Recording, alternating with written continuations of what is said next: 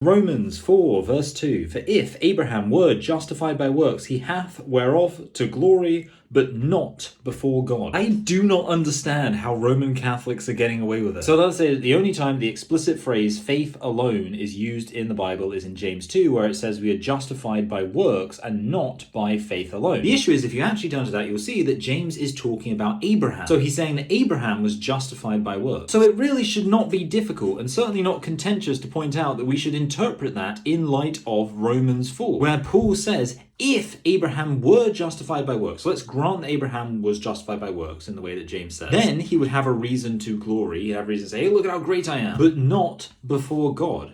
Abraham's works don't count for anything when it comes to God, when it comes to salvation. So when are we justified by works? Well, obviously in most other contexts in life, right? I do lots of things that justify me before other people. I mean, obviously it's like the legal system, the things that I do to avoid breaking the law justify me before the legal system.